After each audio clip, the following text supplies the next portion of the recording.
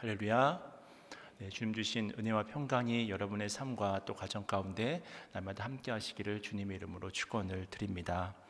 1492년 이 스페인의 탐험가 이 크리스토퍼 콜럼버스가 이 아메리카 신대륙을 발견한 것은 너무나도 유명한 이야기일 것입니다. 사실 콜럼버스가 살던 시대의 지도에는 이 지도의 가장자리에 테라 인코그니타라고 하는 글이 쓰여져 있었습니다. 이 말의 뜻은 라틴어로 미지의 땅, 미개척의 영역이라고 하는 그런 표시를 가지고 있었는데요. 이러한 사실에서도 확인할 수 있듯 그 당시 사람들은 이 지구가 둥그런 원이 아니라 사각형이라고 생각을 했습니다. 그래서 그 가장자리 밖으로 나가 항해를 하다가는 이 까마득한 낭떠러지 밑으로 추락을 하거나 아니면 머리가 두 개 달린 용에게 잡아먹힌다고 그렇게 믿고들 있었습니다. 근데 그런 사람들의 편견을 깨고 이 콜럼버스가 이 지도 밖으로 나가게 되잖아요. 사실 이때 콜럼버스는 신대륙을 발견하러 간 것이 아니었습니다. 그보다는 이 인도로 가는 지름길을 찾아서 나선 행적이었습니다. 근데 하나님께서는 콜럼버스가 생각했던 길과는 전혀 다른 길, 그보다 훨씬 더 축복된 길로 인도하셨습니다. 그래서 훗날 콜럼버스는 자신의 일기장에 이렇게 기록했다고 합니다. 나의 항해 계획을 들은 많은 사람들이, 아니 모든 사람들이 나를 비웃었다. 하지만 성령께서는 내게 분명한 감동을 주셨다. 성령께서 말씀으로 내게 위로를 주셨다. 자신이 이렇게 담대하게 나아갈 수 있었다고 하는 것은 바로 성령의 인도하심이었다라고 하는 고백을 했었습니다. 이건 우리 믿음도 마찬가지입니다. 혹시 우리가 이 비전의 사람이 되지 못하는 이유가 그렇게 나아갈 수 있는 용기가 없기 때문은 아닐까요? 그렇다면 우리는 어떻게 이 믿음으로 나아갈 수 있는 비전의 사람으로서 살아갈 수 있는 것일까요? 오늘 본문을 보면 예수님께서 감람산에서 아버지의 뜻에 순종하기 위해서 이 감람산을 오르시는 그런 장면을 우리가 확인할 수 있습니다. 사실 예수님을 따르는 모든 신앙인들도 하나님의 뜻에 순종하기 위해서 이 믿음으로 나아가고 있는 것이라고 말할 수 있는데요. 이렇게 우리가 믿음으로 순종한다면 반드시 두 가지 결과를 우리가 얻을 수 있습니다. 그 첫 번째는 바로 우리가 믿음의 발걸음을 내딛는 순간 과거와는 작별하는 것입니다.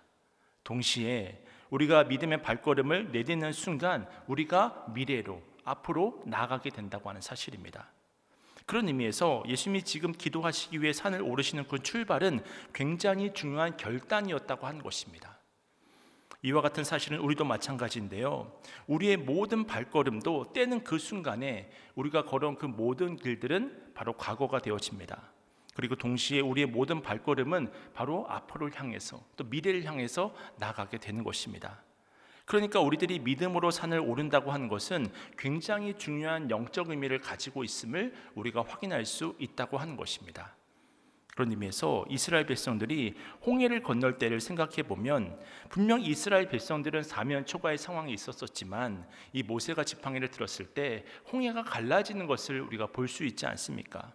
이때 우리는 물이 갈라진 사건에만 집중을 하게 됐는데 사실 더욱더 놀라운 일은 그 홍해바다가 갈라졌다가 다시 합쳐진 것이잖아요.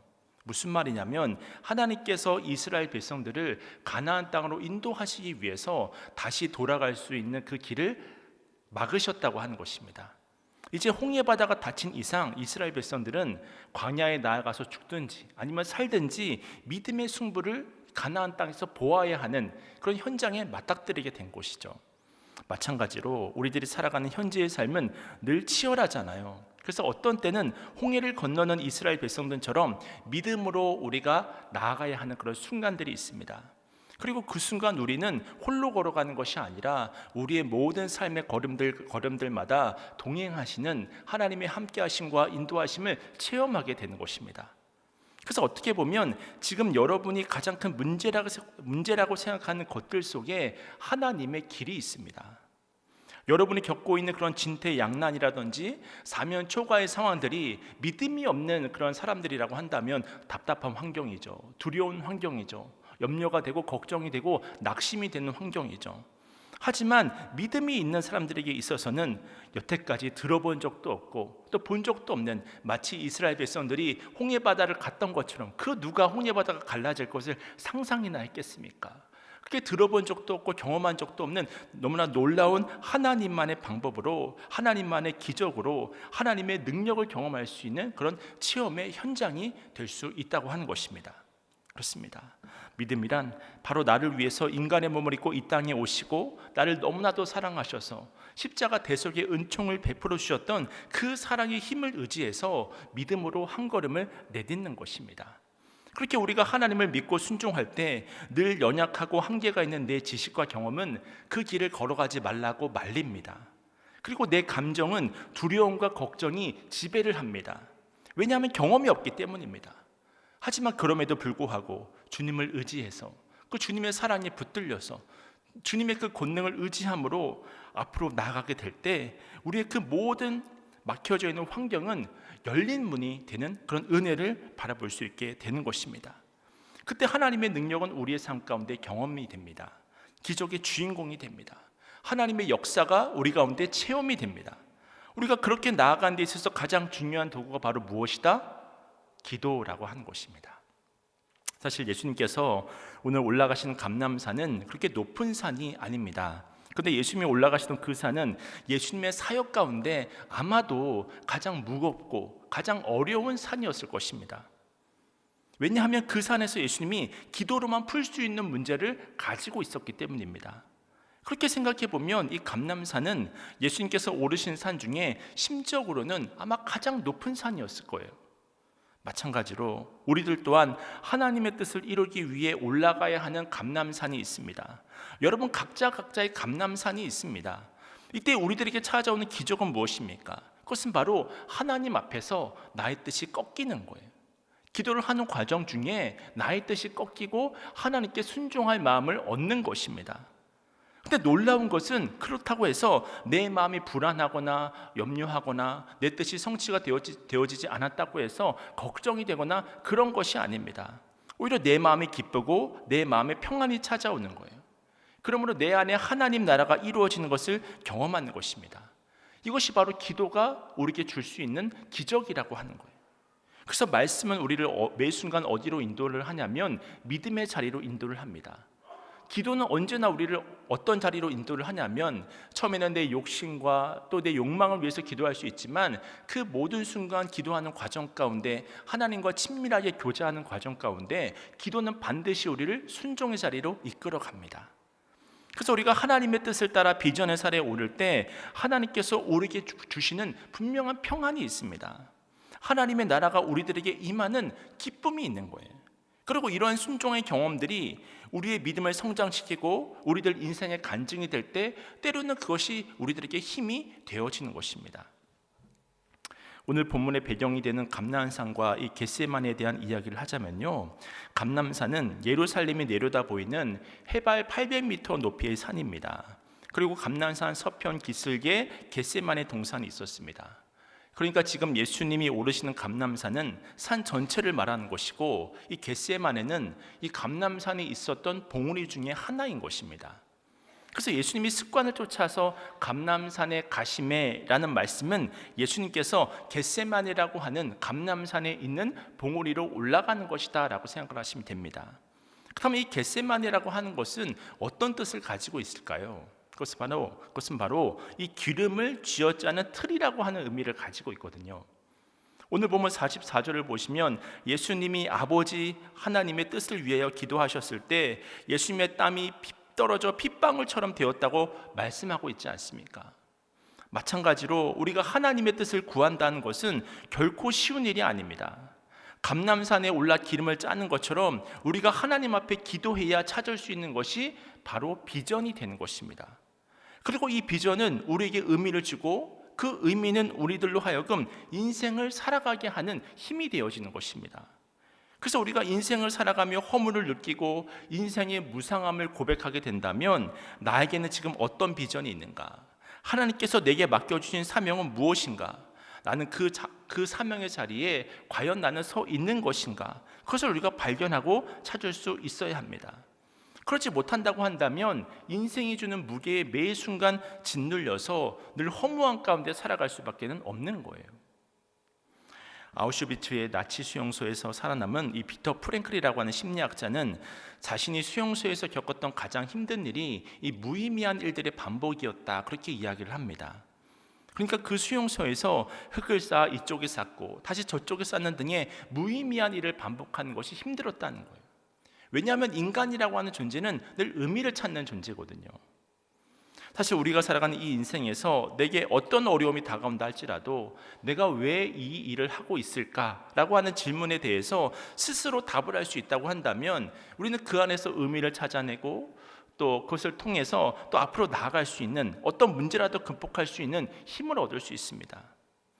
사실 저도 군대에서도 이런 무의미한 일들을 반복할 때가 있었는데요, 그때 저도 그 일을 통해서 의미를 찾으려고 애를 썼던 것 같아요. 제 예전의 건강 기록부를 보면 제가 중3 때 185cm의 몸무게가 65kg였거든요. 그러니까 군대 가기 전 대학생 때까지 키만 컸지 몸무게가 70kg가 안 되었습니다. 아주 말랐습니다. 근데 그런 무의미한 육체적 일을 반복하면서도 그런 일을 반복할 때 저는 마치 헬스를 하는 것처럼 내 육신의 건강을 위해서 그런 노동을, 훈련을 즐겼던 것 같아요. 그래서 지금은 오히려 이 과체중이 되어서 문제지만 제대를 하니까 몸무게도 많이 늘게 되고 또 모두들 몸이 너무 좋아졌다고 말씀을 하시더라고요. 그런 무의미한 일들의 반복 속에서도 의미를 찾으려고 하니까 긍정적인 결과를 얻을 수 있었던 것입니다. 이것은 오늘 우리가 가지는 신앙적 무기력도 마찬가지여서 언제나 이 왜라고 하는 질문에 대해서 우리가 답을 할 수 있어야 합니다. 그런 의미에서 이 겟세마네 동산은 예수님께서 하나님의 뜻을 위하여 죽으러 올라가는 곳입니다. 마찬가지로 우리 또한 목숨과도 바꿀 수 있는 비전을 가지고 있다고 한다면 그 삶이 얼마나 진지하고 멋지겠습니까? 사실 우리가 죽어야 할 이유를 모르니까 우리의 삶에 힘이 없는 것이 아니겠습니까? 왜 우리가 인생의 무기력함을 느끼나요? 왜 우리가 인생의 권태를 느끼나요? 죽을 만큼 우리가 붙잡고 살아가야 할 비전이 없기 때문이 아니겠습니까? 우리가 죽어야 하는 이유, 그 길을 가야 하는 분명한 비전이 우리를 생명력 있는 삶으로 만들어주는 것임을 깨달으시길 축원을 드립니다. 그러므로 우리 신앙인들의 가장 큰 축복은 무엇이냐면 그것은 바로 우리들이 가지고 있는 뜻과 하나님의 뜻이 일치가 되는 거예요. 하나가 되는 거예요. 그래서 우리 신앙 성숙은 하나님의 뜻과 내 뜻의 간격이 점점점 줄어드는 과정을 통해서 만들어집니다. 한 번은 제가 다른 주제로 웹서핑을 하다가 이 작자 미상의 이런 글을 보았는데요, 제목은 하나님께서 들어주실 수 없는 기도라는 제목의 글이었습니다. 그러면서 4가지 잘못된 기도를 언급하고 있었는데요, 제가 그 기도를 한번 좀 읽어드리면, 첫째, 과식하면서 위를 보호해 달라는 기도. 둘째, 과로하면서 건강하게 해달라는 기도. 셋째, 과속하면서 안전하게 해달라는 기도. 넷째, 과소비하면서 부자 되게 해달라는 기도. 이렇게 4가지였습니다. 분명 부자가 되는 것도 하나님의 축복이 될 수 있습니다. 하지만 우선 기도 제목에 따라서 우리의 마음이 변화가 되어져야 하고 우리의 생각이 변화되어져야 하고 그에 따른 행동이 수반이 되어져야 하는 것이 아니겠습니까? 그렇게 우리의 소망과 하나님의 뜻이 일치되어 갈 때 우리의 모든 성공과 성취가 의미 있게 되는 것이잖아요. 오늘 예수님께서 겟세마네 동산에서 기도하기가 힘드셨던 것은 아버지 하나님의 뜻을 구하는 기도였기 때문입니다. 예수님조차도 하나님과의 간극을 좁히기 위해서 겟세마네라는 지명의 뜻처럼 쥐어짜지 않으면 안 되는, 땀방울이 핏방울이 될 수밖에 없을 정도로 쥐어짜지 않으면 안 되는 그런 기도를 드렸습니다. 그리고 마침내 하나님의 뜻과 예수님의 뜻이 일치가 되어졌을 때 십자가의 사명을 감당하셨던 것입니다. 마찬가지로 우리도 기도를 통해서 내 뜻과 하나님의 뜻 사이의 거리가 줄어들 수 있을 때 믿음이 성장하게 되어지고 비전을 성취하는 그런 복된 삶을 살아갈 수 있는 것입니다. 오늘 예수님께서 42절에서 말씀하실 때 내 자녀라는 표현이 나오는데요, 먼저 오늘 보면 누가복음 22장 42절 말씀을 우리 함께 읽겠습니다. 시작. 이르시되 아버지여, 만일 아버지의 뜻이거든 이 잔을 내게서 옮기시옵소서. 그러나 내 원대로 마시옵고 아버지의 원대로 되기를 원하나이다 하시니. 이 잔이라고 하는 표현은 성경에서 여러 가지 의미로 쓰입니다. 어떤 때는 축복의 잔이기도 하고 또 어떤 때는 진노의 잔이 임하기도 합니다. 분명한 것은 예수님 앞에 놓여 있던 그 잔을 예수님께서 받기를 부담스러워 하셨다는 사실입니다. 그러니까 예수님의 뜻과 하나님의 뜻이 달랐던 거예요. 그렇다면 예수님이 받으시기 그토록 힘들었던 잔은 무엇입니까? 바로 십자가잖아요. 사실 그 당시 흉악범들이나 달리던 십자가를 예수님에게도 요청하시니 예수님께서는 얼마나 불명예스러운 일입니까? 그리고 차라리 단번에 죽는 방식이었다고 한다면, 마치 단두대의 처형처럼 단번에 죽는 방식이었다고 한다면 고통도 없었을 것입니다. 그런데 예수님께서는 우리의 죄 때문에 극한의 고통 가운데 죽어야만 했습니다. 수없이 많은 사람들의 조롱과 믿었던 사람들로부터의 배신도 견뎌야만 했습니다. 그뿐입니까? 심지어는 하나님과의 단절을 경험하기도 했어야 했습니다. 이것이 예수님에게 얼마나 힘든 시간이었을까요? 그런데 예수님은 우리를 향한 하나님의 마음에 순종하셨습니다. 왜냐하면 우리를 사랑하셨기 때문에 하나님의 뜻을 구하는 기도를, 그 비전의 기도를 드릴 수 있었던 것입니다. 사실 우리의 기도는 하나님의 뜻대로 살기보다는 고통이나 고난을 피하게 해달라는 기도가 많이 있는 것이 사실이지 않습니까? 다시 말해서 십자가는 피하고 싶은 거예요. 그렇게 우리는 피하고 싶은 십자가, 지기 싫은 십자가만 생각하지, 그 십자가를 짐을 통해서 그 비전을 성취하면서 누릴 수 있는 축복을, 또 사명들은 생각하지 못하는 때가 얼마나 많이 있는지 모릅니다. 근데 하나님은 우리들에게 주시는 사명과 비전이 무엇인지 생각하라고 말씀하십니다. 그리고 너희들이 이 비전을 이루는 것이 얼마나 큰 축복인지를 깨닫게 하십니다.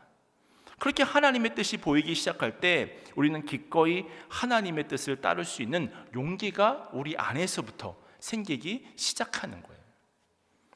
찬송가 549장은 이 내 주여 뜻대로라고 하는 찬양인데요, 우리가 앞서 이 강의를 시작하기 전에 이 찬양을 불렀습니다.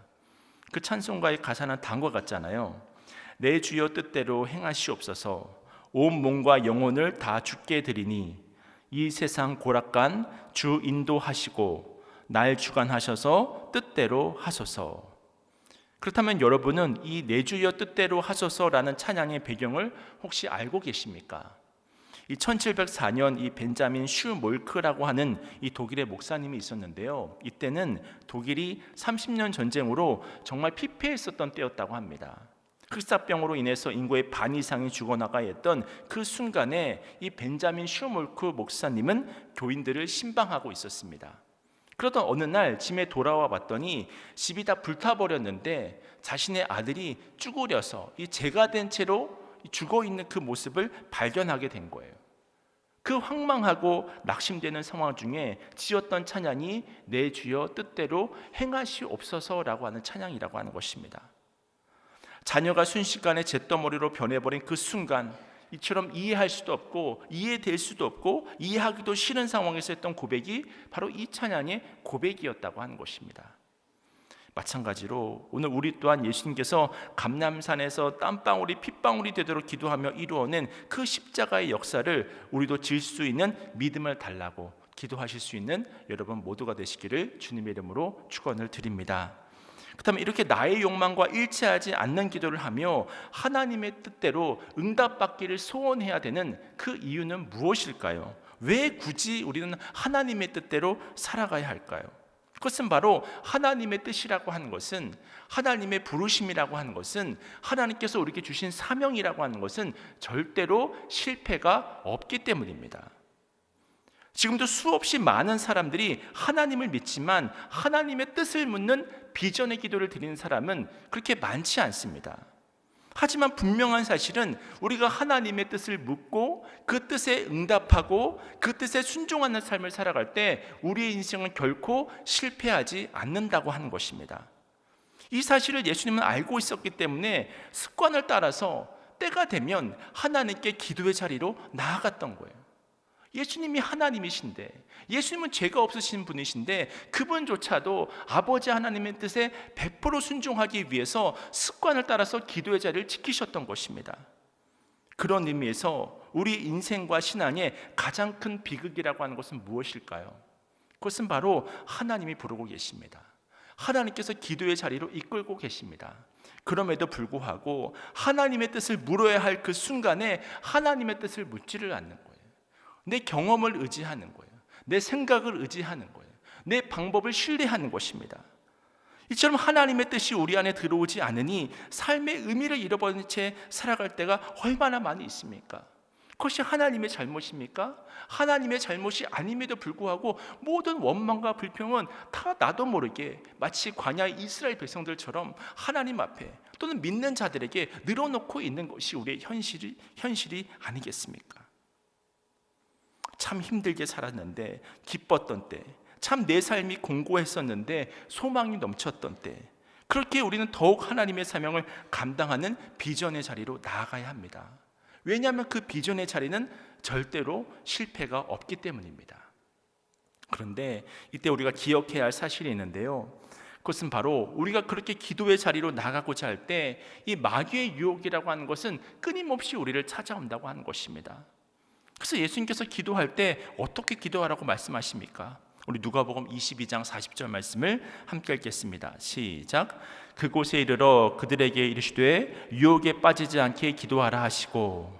왜 이렇게 말씀하셨을까요?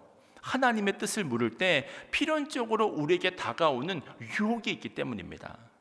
하나님의 뜻이 분명히 있고 나도 하나님의 뜻을 알고 있는 그런 상황 가운데 하나님께 순종할 마음을 가지고자 하는 그런 상황 가운데 동시에 내 속에서는 욕망이 끊임없이 일어나는 거예요.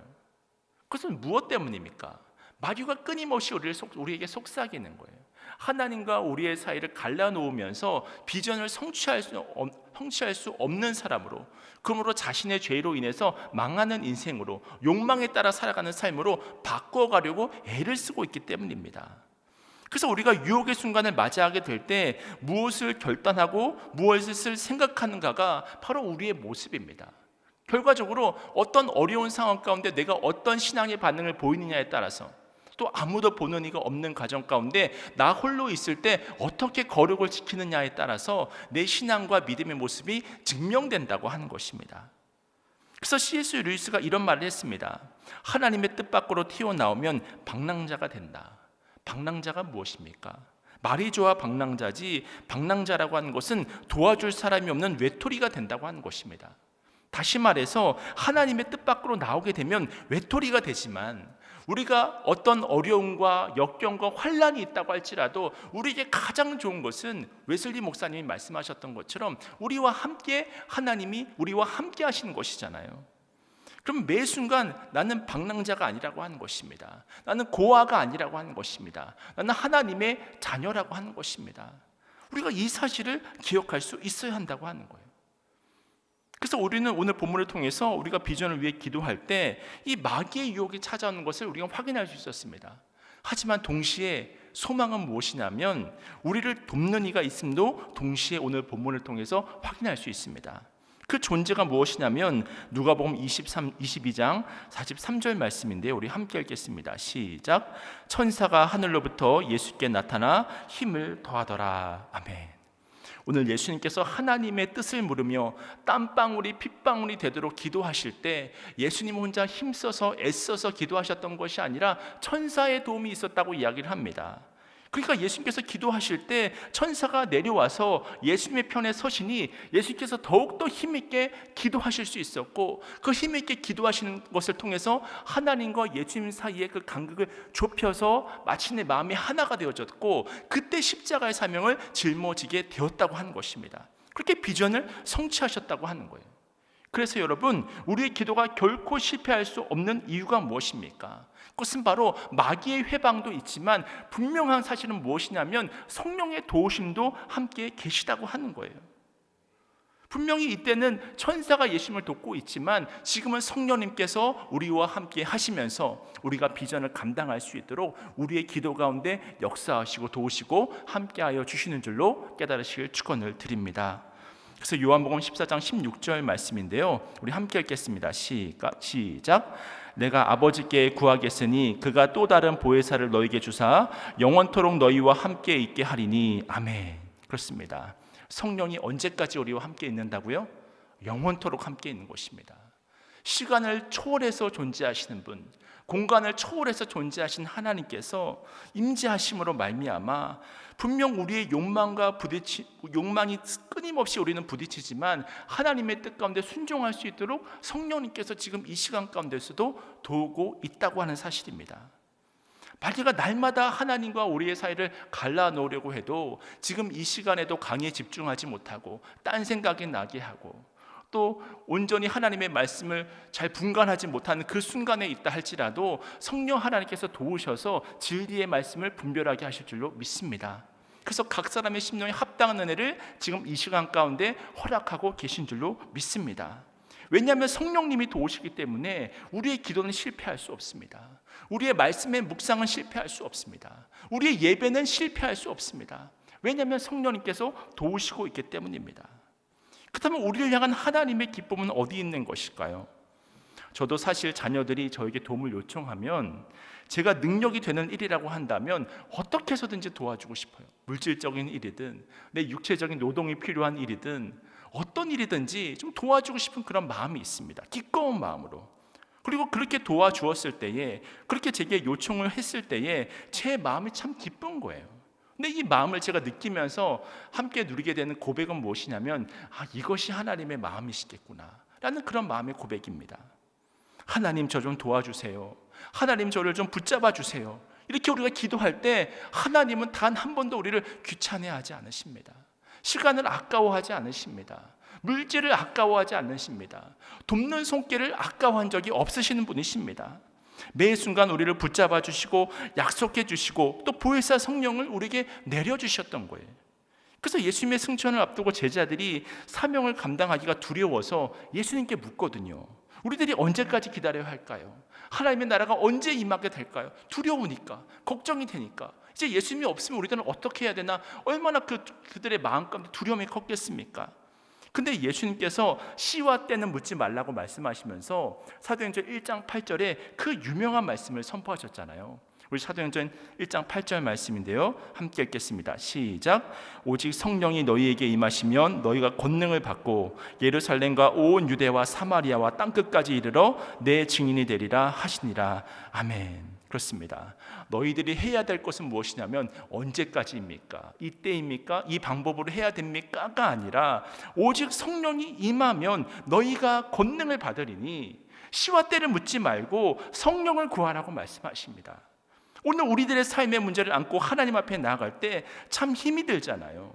그때 우리가 은혜의 보좌 앞으로, 하나님의 은혜의 보좌 앞으로 담대히 나아갈 수 있는 근거가 무엇입니까?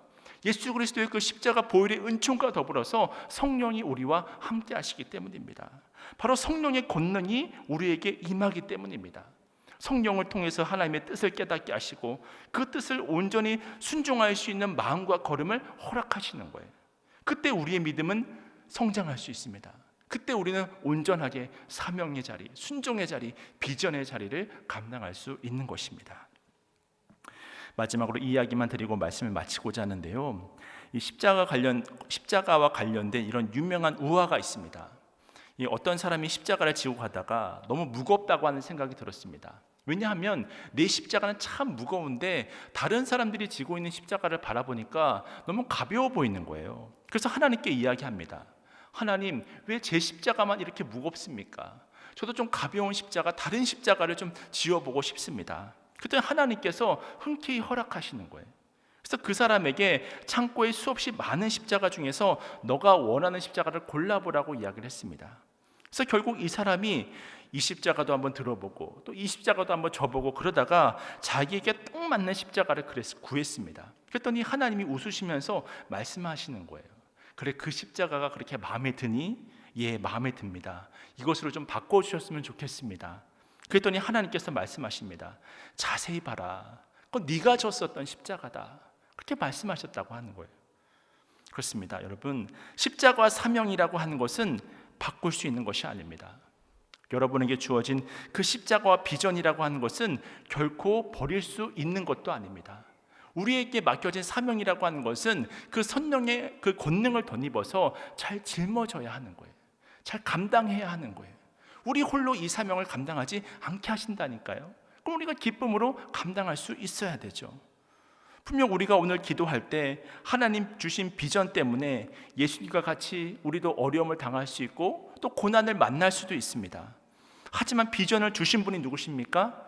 하나님이시기 때문에, 하나님의 부르심에는 후회가 없으시기 때문에 우리가 그 비전을 간구하며 또 기도하는 중에 그 비전이 성취될 수 있도록 하나님께서 지금 이 시간에도 이끌어주고 계십니다. 그래서 하나님의 뜻대로 구하는 기도는 결코 실패할 수가 없는 거예요. 바라기는 날마다 성령의 도우심을 힘입어서 주님께 온전히 순종하는 주님의 제자가 되시길 축원합니다. 그러므로 주님께서 작정하신 하늘의 신령한 복을 날마다 충만히 누릴 수 있는 복된 삶을 살아가시고 하나님께서 맡기주신 귀한 사명과 비전을 성취하는 그런 복의 통로로 쓰임받으시는 여러분 모두가 되시기를 주님의 이름으로 축원을 드립니다.